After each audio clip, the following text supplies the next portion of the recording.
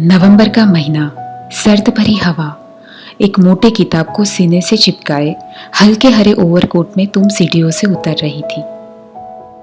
इधर उधर नजर दौड़ाई, पर जब कोई नहीं दिखा तो मजबूरीवश तुमने मुझे ही पूछ लिया, कॉफी पीने चलोगे?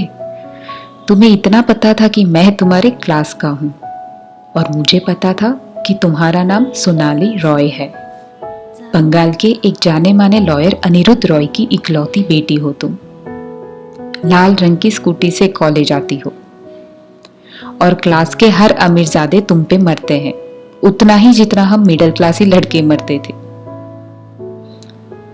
लेकिन हम अपनी बात बताने में हिचकते हैं क्योंकि हाय हेलो के बाद की अंग्रेजी बोलना हमें थोड़ा भारी पड़ता है। तुम रास्ते भर बोलती रही और मैं सुनता रहा क्योंकि तुमने मौका नहीं दिया और मुझे सुनना अच्छा लग रहा था। कितनी कहानियां तुमने मुझे जल्द से सुना दी और मैं बस मुस्कुराते हुए तुम्हारे चेहरे पर उठते हर भाव को पढ़ रहा था। तुम्हारे होठ के ऊपर का काला तिल, मैंने कई कविताएं सोच ली थी। तब तक तुम्हारी कॉफी आ गई और मेरी चाय। तुमने पूछा था, तुम कॉफी क्यों नहीं पीते? मैंने मुस्कुराते हुए बोला था, चाय की आदत अभी छूटी नहीं है। तुम यह सुनकर काफी जोरों से हंसी थी। शायरी भी करते हो? तुम इतने समय से कुछ भूल रही थी। मेरा नाम पूछना भूल रही थी तुम, क्योंकि मैं तुम्हारी आवाज में अपना नाम सुनना चाहता था। पर तुमने तब भी नहीं पूछा था। हम दोनों उठकर चल दिए थे, कैंपस से विश्वविद्यालय मेट्रो स्टेशन की ओर। बात करते करते तुमने मुझे बीच में कहा था, सजाद पता है, मैं अक्सर सपना देखती थी कि मैं फोटोग्राफर बनूंगी, पूरे विश्व का चक्कर लगाऊं और कई खूबसूरत नजारों को मैं मेरे कैमरे में कैद कर लूं। लेकिन आज मैं मेरे मार्क्स और लेनिन की किताबों में ही उलझ गई हूं। कभी जी करता है तो ब्रेख्त को पढ़ लेती हूँ तो कभी कामू को। हम अक्सर जो चाहते हैं वैसा नहीं होता है और शायद अनिश्चितता ही जीवन को खूबसूरत बनाती है ना? अक्सर सब कुछ पहले से तय हो तो जिंदगी में रोमांच खत्म हो जाएगा। हम उम्र से पहले बूढ़े हो जाएंगे और फिर यही सोचते रहेंगे अब मरना ही एकमात्र लक्ष्य है। सज्जाद, तुम क्या पॉलिटिकल साइंस अपनी मर्जी से चुने थे? हाँ, मैंने कहा। नहीं कहने का कोई मतलब ही नहीं था उस समय। मैं खुद को बताना नहीं चाहता था लेकिन तुम्हें जानना चाहता था। और हाँ, मेरा नाम सज्जाद नहीं आदित्य है, आदित्य यादव, मैंने जोर देते हुए कहा था। ओह, तो तुम लालू यादव के परिवार से हो? बिल्कुल नहीं, और पता नहीं क्यों बिहार का हर यादव लालू यादव का रिश्तेदार लगता है लोगों को। कुछ पल दोनों चुप हो गए थे। कई कदम हम साथ में चल चुके थे। मैंने चुप्पी तोड़ते हुए पूछा था, वैसे ये सज्जाद कौन है? तुम गुमसुम सी हो गई थी। कोई नहीं, बस गलती से बोल गई थी। तुम्हारे चेहरे के भाव बदल गए थे। तुमने मुझे तुरंत पूछा, कहाँ रहते हो तुम? हम बात करते करते मानसरोवर हॉस्टल आ गए थे। मैंने इशारा किया, बस यहीं। मेट्रो स्टेशन पास में ही था। तुम विदा लेने को हाथ बढ़ाई। हाथ पर कई निशान थे। मैंने पूछा भी था, ये निशान कैसे? और तुमने मुस्कुराते हुए जवाब दिया था, अरे वो कल कूक नहीं आई थी ना, तो खुद रोटी बनाई, सो कुछ चल गया था, आदत नहीं है ना। मैंने हाथ मिलाया। ओवरकोट की गर्मी अब भी तुम्हारे हाथों में मौजूद थी। इस खूबसूरत एहसास के साथ मैं सो नहीं पाया था क्योंकि सुबह जल्दी तुमसे ढेर सारी बातें करनी थी मुझे, क्योंकि मैं अक्सर पहली मुलाकात में चुप हो जाता हूँ और चुप रहना ही चाहता हूँ। मैं कॉलेज गया था अगले दिन। मेरा चेहरा खुद ब खुद मुस्कुरा रहा था।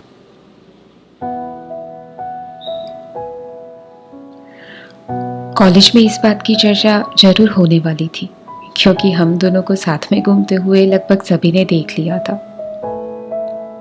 एक खूबसूरत इलीट लड़की के साथ अगर मिडिल क्लास लड़का साथ दिख जाए तो लड़के की खुशकिस्मती की चर्चा पूरे क्लास में होती है।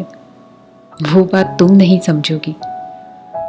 उस दिन तुम नहीं आई थी, लेकिन उस दिन समय का हर सेकंड बोझिल लग रहा था। तुमने कॉलेज छोड़ दिया था। तुमने कॉलेज छोड़ दिया था। 2 साल बाद दिखे थे तुम मुझे उस दिन, उसी नवंबर महीने में कनॉट प्लेस के इंडियन कॉफी हाउस से सीढ़ियां उतरते हुए।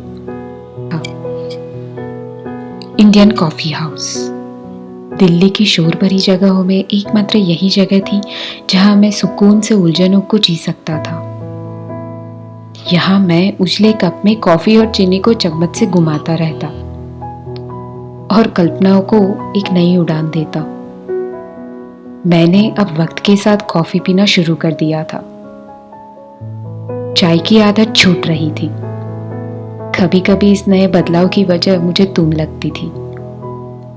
हल्की मुस्कुराहट के साथ तुम मिली थी उस दिन मुझे। कोई तुम्हारे साथ था। तुम पहले जैसे चहक नहीं रही थी, लेकिन एक चुप्पी थी तुम्हारे चेहरे पर, जैसे पुराने कुएं में पानी होता है जहां अब औरतें पानी लेने नहीं जाती है। जब आसपास चुहलबाजी नहीं होती है, अब वहां बच्चे नहीं नहाते हैं, अब तो वहां बाल्टी भी नहीं है। तुम्हारा इस तरह मिलना मुझे परेशान कर गया। इस तरह तुम्हारी मुलाकात मुझे परेशान कर रही थी। तुम बस उदास मुस्कुराहट के साथ मिलोगी और बिना कुछ बताए ऐसे चली जाओगी। मुझे अंदर से कचोट रहा था ये सब। इसी उधेड़बुन में मैं सीढ़ियां चढ़ते चढ़ते एक गिरे हुए पर्स से भेंट लिया। खोल कर देखा तो किसी अंजुमन शेख का था। साउथ एक्स में उसका एक बुटीक सेंटर है। दिए हुए नंबर पर मैंने 2 बार कॉल किया था, लेकिन स्विच ऑफ दिखाया। तुम्हारे बारे में सोचते सोचते रात के 8 बज गए थे। अचानक याद आया कि किसी का पर्स मेरे पास छूट गया है। फिर से एक बार कॉल कर लेता हूँ, जिसमें कुछ एक 1200 रुपये और एक डेबिट कार्ड था। मैंने फिर एक बार कॉल लगाया। इस बार रिंग चल गई। हेलो, एक खूबसूरत आवाज सुनाई दी। जी, आपका पर्स इंडियन कॉफी हाउस की सीढ़ियों पर गिरा मिला है। आप बताएं, वहां आकर मैं आपको लौटा दूं। आदित्य बोल रहे हो? उधर से आवाज आई। सोनाली, तुम? मैं आश्चर्यचकित हो उठा। कैसी हो तुम? और ये अंजुमन शेख, ये कार्ड, तुम कहाँ हो? तुम कॉलेज क्यों छोड़ दी? मैं सारे सवाल का जवाब बस यहीं जान लेना चाहता था, क्योंकि मुझे कल पर भरोसा नहीं रहा था। तुमने बस इतना कहा, कल कॉफी हाउस मिलो 11 बजे। उस रात फिर से नहीं सो पाया था। कल जल्दी उठकर मिलना जो था तुम्हें। बहुत से सवाल थे जो मुझे जानने थे। तुमसे बहुत कुछ पूछना था, तुमको बहुत कुछ कहना था। अगले दिन कॉफी हाउस के उजले कप में फिर से कॉफी और चीनी को मिला रहा था, वही तन्मयता से कि तुम दिख गई, हल्के हरे रंग की ओवरकोट में। नवंबर की हमारी पहली मुलाकात मुझे याद दिला दी तुमने। 2 साल पहले उस हरे ओवरकोट में सोनाली मिली थी, सपनों के साथ जीने वाली सोनाली, बेरंग जिंदगी में रंग भरने वाली सोनाली। पर 2 साल में तुम बदल गई थी। तुम वह सोनाली नहीं थी। तुम एक हताश, उदास, सहमी अंजुमन शेख थी, जिसने 2 साल पहले घर छोड़कर अपने प्रेमी सज्जाद से शादी कर ली थी। वही सज्जाद जिसके बारे में तुमने मुझसे छुपाया था। आप जिससे प्रेम करो उसके साथ जिंदगी का हर एक पल जीने को मिले, इससे खूबसूरत और क्या हो सकता है।